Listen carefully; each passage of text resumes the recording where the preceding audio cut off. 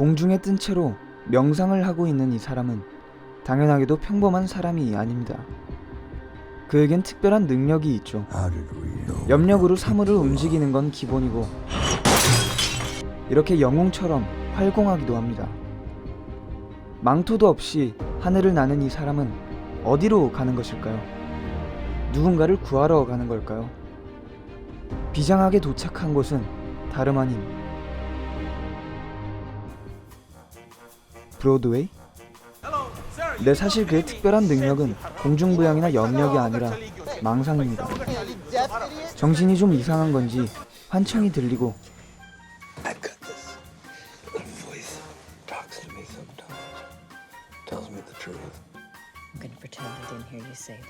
심지어 목소리의 주인은 만화 영웅의 복장을 입고 있고 네, 상태가 좋지 않은 사람입니다. 그러나 이 영화는 이 사람을 비웃자고 만들어진 것은 아니고 분명 뭔가 무겁고 진지한 게 깔려 있습니다. 잠깐, 가면을 벗는 건가요? 한적하네요. 그러나 중요한 건 그가 잃고 있는 것이 모발이 아니라 희망이라는 겁니다. 그는 더 이상 만족스럽고 행복해질 수 있을 거라는 희망을 잃어가고 있죠. 그는 한때 히어로 무비로 이름을 날리며 스타덤에 올랐지만 쫄쫄이 입고 나댄다는 몇몇 사람들의 비난과 더불어 배우 인생의 슬럼프를 겪게 됐고 가정도 커리어도 지키지 못한 그는 변변한 영화 한 편 제대로 찍지 못하고 잊혀지게 됩니다. 그래서 그는 다시 한번 자신을 증명하기 위해 할리우드의 블록버스터 시장판이 아니라 뉴욕 브로드웨이에서 예술을 한번 해보겠다고 이러고 있는 겁니다. 현재는 개봉을 하기 전 프리뷰를 진행 중인 상태인데 점점 심리적으로 피폐해져가는 이 망상증 환자가 과연 부활에 성공할 수 있을까요? 그가 정말 날아오를 수 있는지 알기 전에 우선 아까 말했던 무겁고 진지한 것에 대해 알려드리고자 합니다.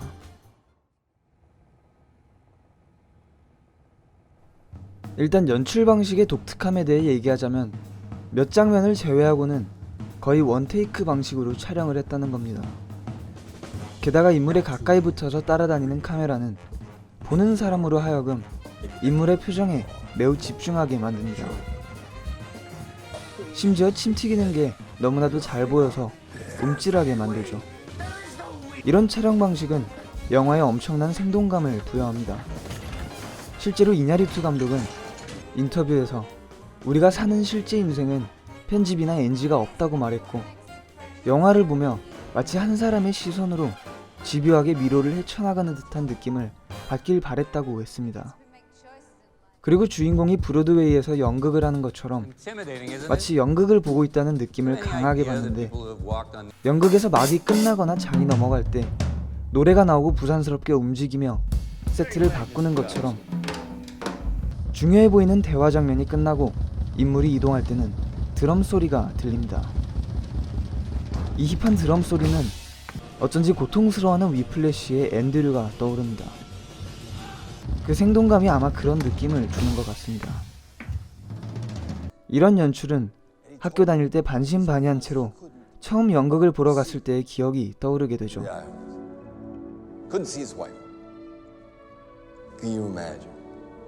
이번엔 스토리로 다시 시선을 돌려봅시다. 이 영화가 가진 미로를 헤쳐나갈 땐 두 개의 중요한 준비물이 필요한데 하나는 진심이라는 키워드고 하나는 타인이라는 키워드입니다. 타인이라는 키워드에 대해 먼저 말해봅시다. 우리는 삶을 살 때 우리의 인생을 사는 거지만 동시에 누군가와 함께 살기 때문에 타인을 의식하게 됩니다. 짜증나는 건 나와 개인적으로 크게 관련이 없는 사람의 시선까지도 신경을 쓰게 된다는 거죠. 리건은 그런 이유로 인해서 이런 망상증까지 앓고 있다고 할 수 있습니다. 버드맨이라는 캐릭터로 할리우드에서 성공했을 때도 그를 이런 나락으로 끌어내린 가장 큰 원인이었죠. 지금도 마찬가지입니다.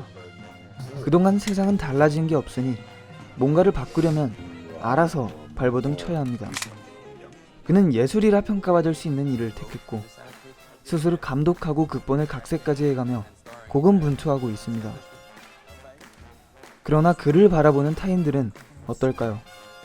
그들도 나름의 목적을 갖고 있겠지만 리건은 그들에게서 만족스러운 반응을 얻지 못하는 모습을 보입니다. 어쩌면 기분 탓일지도 모르지만 말이죠. 이럼에도 리건은 남들을 의식하는 걸 멈추지 않습니다. 그가 각색한 연극 속 캐릭터도 남들에게 사랑을 구걸하는 설정이고, 심지어 그의 환청이 이걸 더욱 부추기고 있죠. 다른 키워드 하나는 진심이었죠. 이 진심이라는 것은 매우 중요하게, 타인의 시선보다 훨씬 중요하게 이 영화 속에 박혀 있다고 생각합니다. 여기서 왜 그런지 궁금해 하실 겁니다. 사실 궁금하지 않더라도 호기심을 가져야 하는 게 영화의 부제가 예기치 않는 무지의 미덕이기 때문이죠. 이건 처음부터 핵심이라고 못 박은 겁니다. 그리고 이 진심이라는 키워드는 타인의 시선과 매우 밀접한 관련이 있는데, 그 이유는 진심이라는 것은 관계라는 것과 함께 등장할 수밖에 없기 때문입니다. I saw you in Hot House and The Geffen. You were great. Oh, thank you. Your ass is great. Dude, seriously? No, you listen to me. I can't afford to listen. I'm gonna have to go shopping again. Just so something, you old fuck. Just get. Acamelias. There's something that smells nice, you know? Something It all soothing. smells Listen, like I can't. fucking kimchi. 영화인 일상생활에선 쓰면 안 될 것 같지만 웃게 되는 말들이 자주 나옵니다. 이런 대사가 있는 이유는 감독이 이런 농담을 좋아해서가 아니라 생각 없이 내뱉는 말들이 뭔지, 그게 웃기긴 하지만 그 입장이 됐을 때 언짢아지는 말들에 대해 말하고 있는 겁니다. 그러나 늘상 진지한 주인공은 이런 말에 주의를 주면 몰라도 영화 속 시간대 내에서만은 이런 말들을 내뱉지 않습니다. 리건의 성격과 그런 성격을 가진 리건이 상대하는 세상이 어떤지 보여주는 거겠죠. Now please, just do me a favor. I'm begging you, don't fuck it up. That's it.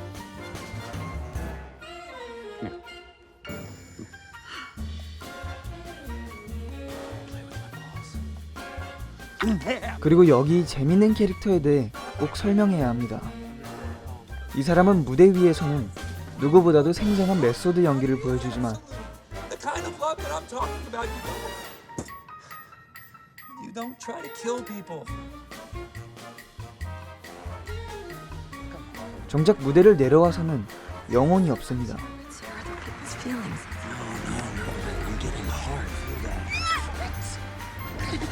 남을 존중하는 일은 개나 줘버린 지 오래고, Preview like some rookie and don't tell me how to do my job. This is my town and to be honest, most people don't give a shit about you. 남이 자기를 어떻게 생각하는지 전혀 관심이 없습니다. 그냥 그때그때 하고 싶은 대로 하는 거죠.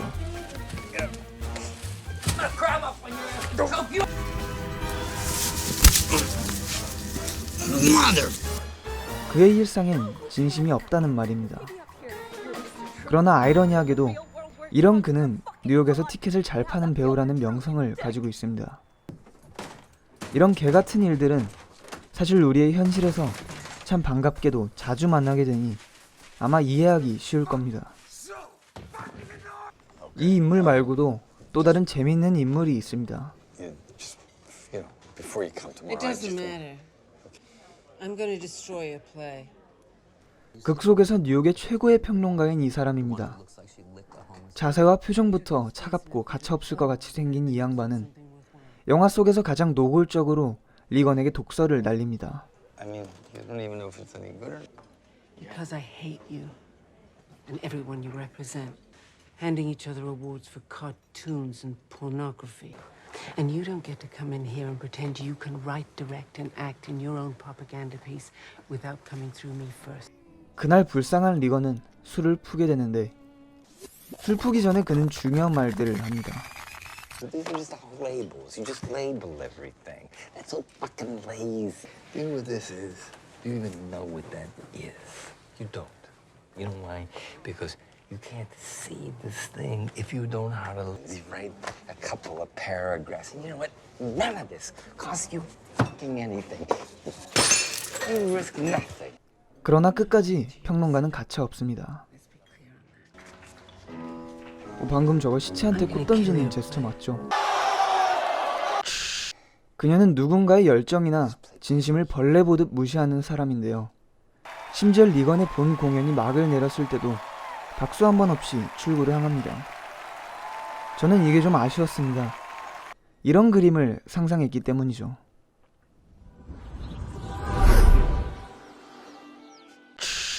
리건이 마지막 피날레를 장식하기 전 예기치 않은 무지로 인해 뜬금없이 주목받게 되는 일이 있었습니다. 안에서만 열리는 문 옆에서 담배를 태우다 가운이 낀 채로 잠겨버려 벌거벗은 채 시내를 활보하게 됐죠. 그의 이런 모습을 찍은 영상은 삽시간에 SNS에서 화제가 되며 현대사회에서 예기치 않은 일이 낫게 되는 예기치 않은 결과라는 게 어떤 건지 보여줍니다. 그의 이런 행동엔 의도가 있던 게 아니며 그가 연기할 때와 달리 진심이란 건 눈꼽만큼도 없었지만 그가 그렇게 원하던 주목을 받게 된 거죠. 물론 전혀 예상하지 못했던 방식이긴 하지만요. 마지막으로는 어쩔 수 없이 결말 스포를 할 수밖에 없는데요. 그냥 본론부터 말해 그는 자살을 하게 됩니다. 원래는 영화 속 연극에서 자살하는 역할이지만 우울증을 이기지 못한 그가 실제로 세상을 떠나고 싶었던 거겠죠. 어이없는 건 그가 자살을 시도함으로써 박수갈채를 받게 되고 많은 사람들에게 찬사를 받게 된다는 겁니다. 그 전까지의 모든 진심은 온데간데 없고 그가 자살을 선택하자 갑자기 새로운 장르가 탄생한 거죠. 그의 안면 붕대가 버드맨 마스크를 닮은 건 자살을 하고 나서야 영광을 되찾은 걸 의미하는 걸까요? 우리는 실제로 살면서 진정한 의도를 알지 못하고 진심을 이해하지 못하는 경우가 많습니다. 그러나 그런 경우임에도 미화되는 경우가 있습니다. 그건 마치 너무 높게 날아 추락한 이카루스의 그리스 신화 이야기가 아름답게 보이는 것과 같은 맥락이라고 할 수 있습니다. 리건은 잊혀진 채 발버둥 치고 있었고 누군가 그를 알아본다 한들 버드맨 딱지를 벗진 못했습니다. 공연에 막이 내리며 자살을 시도한 이후 그가 목숨을 건지고 나서 자신의 공연이 찬사를 받고 있다는 걸 안 후에도 망상이 없어지지 않고 창문 밖으로 몸을 내던진 걸 보면 이 세상에선 그가 원하는 걸 얻을 수 없었던 것일지도 모릅니다. 그는 진심을 몰라줄 타인이 없는 곳으로, 남을 신경 쓸 필요가 없는 곳으로 날아간 거죠.